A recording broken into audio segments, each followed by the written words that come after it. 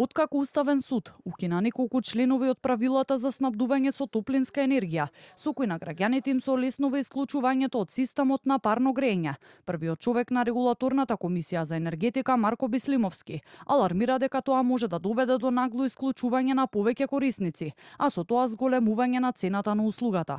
Дополнително, тој објаснува дека доколку оние кои евентуално би се префрлиле од парно на грење на струја, би можело да се случи преоптеретување на дистрибутивниот систем во Скопје. Дистрибутивниот систем во градот Скопје е проектиран со трафостаници и со мрежа со послаб капацитет тамо каде што има организиран систем за топлинска енергија.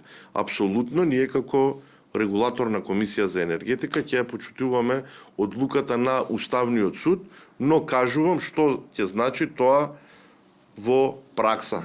Во однос на барањето на регулаторната комисија за енергетика, броилата да се читаат на месечно ниво, а по пресметките на електродистрибуција дека тоа би чинело 10 милиони евра вложување во опрема и кадар. Бислимовски информираше дека во периодов ќе се промовира концептот на самоотчитување, зашто ќе биде изготвен и вебсајт за поедноставно внесување на податоците, како и на инвестирање во смарт броила.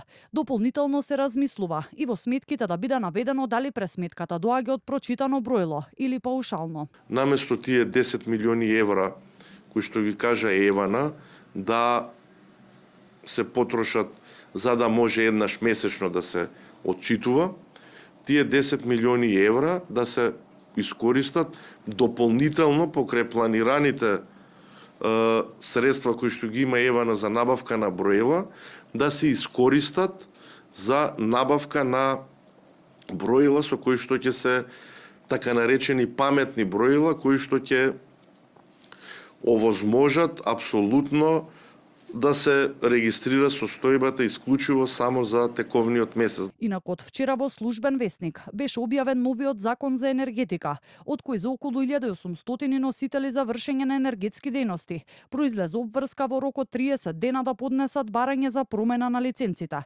Бислимовски апелира тоа да го сторат во дадениот рок, бидејќи во спротивно нивните лиценци ќе престанат.